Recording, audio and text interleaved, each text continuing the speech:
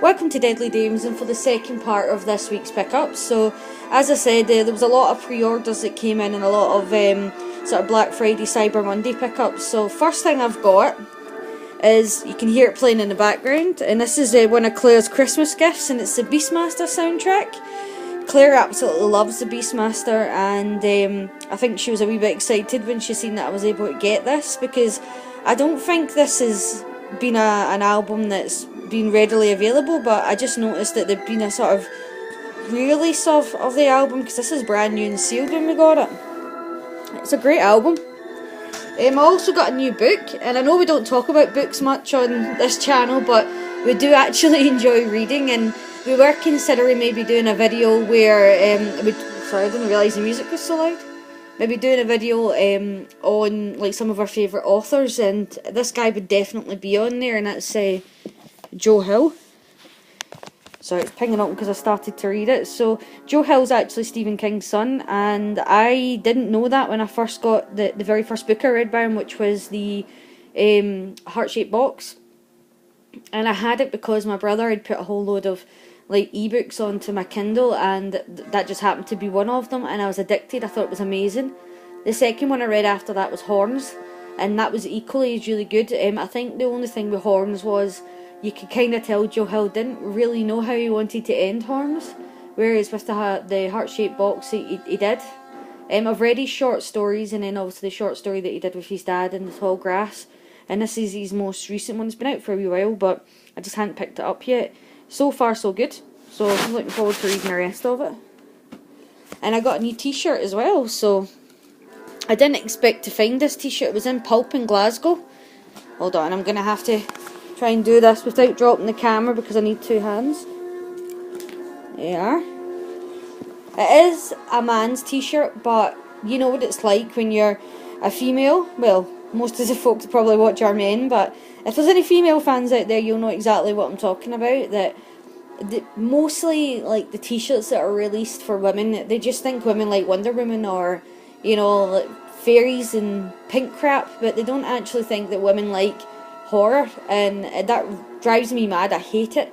But usually you can kind of find like guys size t-shirts that do, if you get the small or the medium depending on the make, they will fit women, and this is a small one that I got here, which is a t-shirt of Scream, and it's obviously Drew Barrymore's face. I love this image because this is the one that I associate with the VHS that I got of Scream when I was younger, and yeah, it fits me fine, so really like it. Try not to drop the camera whilst I fold this back up. I'll set it to the side. And then everything else that I got is movies. So majority of it's Blu-rays and steelbooks, but there is one DVD set at the bottom. So we'll do the steelbooks first. So sorry, dropping the camera now. Survived. The camera survived whilst I was folding a t-shirt and then falls over when nothing's happening. So first steelbook I picked up was the steelbook of the first remake Star Trek. It's not the most fancy steelbook, but it was very cheap. So I actually had Star Trek on DVD, and I had Star Trek Into the Darkness on DVD, and I kind of traded them in, and then I thought, well, I'm not really going to watch them again. And then I went to watch the most recent one at the cinema, which was a couple of months ago. I know it's out on DVD and Blu-ray now. And I really, really enjoyed it, and it just made me think, why did I get rid of them? They're actually really good movies. So when I seen this one so cheap, I thought I'll pick it up, and I'll look out for Into the Darkness and the Beyond on Steelbook eventually. I also got, and again, these are meant to be for Claire's Christmas, but we don't have kids, and we don't keep secrets very well, so we end up generally just giving each other Christmas gifts early, so they're terrible. Which was the extended edition steelbook of The Martian. We went to see this at cinema. Both really enjoyed the film. I know the extended edition's only got like 10 minutes extra in it, but I knew Claire really wanted it, so I picked up the steelbook. And then she's also, and so am I, but I know that Claire, probably just a little bit more than me, absolutely loves Kill Bill. That's a lie, we both love Kill Bill. But so in the Zavvi, excuse me, choking on air. In the Zavvi Black Friday sale, I got Kill Bill Volume 1. steelbook and Kill Bill Volume 2 steelbook. So she didn't know I was buying them, and I was going to wrap them up and keep them as a surprise for Claire.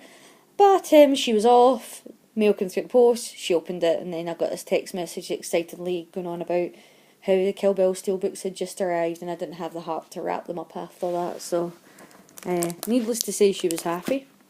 And then I treated myself in the Zavvi Black Friday sale as well, because I'm not the biggest fan of Mondo releases. There are some that are just amazing.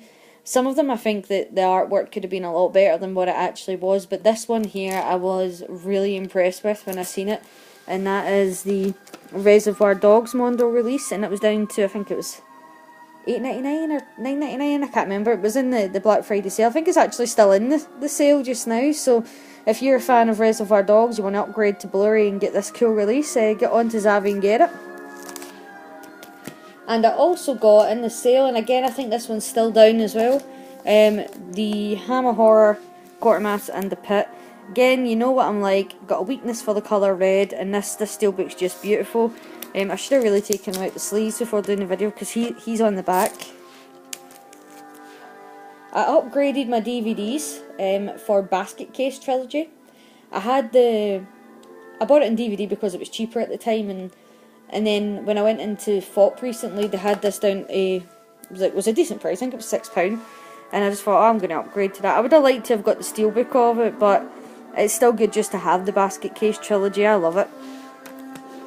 And then finally completed my Shameless Blu-rays by picking up Cannibal Holocaust on Blu-ray. I have all the other ones on Blu-ray, so this was the only one I needed, and it was really cheap in FOP, so had to have it.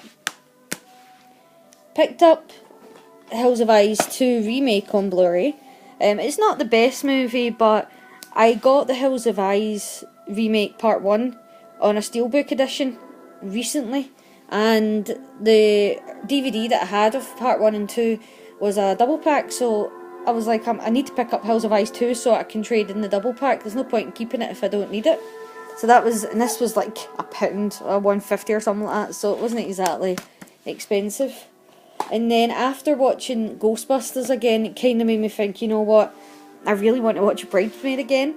And I'm not a chick flick type of person. There are a few chick flicks that I think are funny, like, and don't judge me on this, like Pitch Perfect. I do actually think it's a funny film.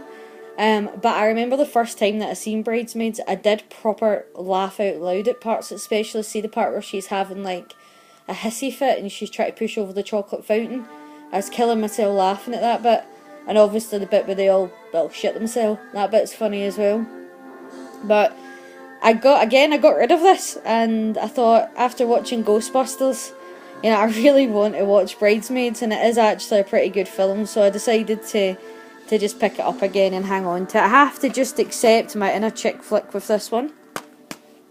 I've actually never seen the next movie, but it was down in price in FOP, and it's one of those films that I've always thought I'd quite like to watch, but I just had never done it. And that's The Day the Earth Caught Fire, released from BFI. So I picked it up again. Not had a chance to watch it, but going to eventually get round to watching everything.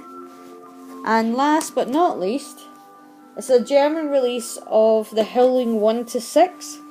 I've got The Howling 1 in a separate edition, and I'm going to pick up the Arrow Video release of The Howling 2. I just haven't done it yet. But I was thinking about, because I do actually quite like the sequels to The Howling, but I was thinking about maybe doing a movie review of all of them. And then I realised that there's a Howling 7 that I've never heard of in my life.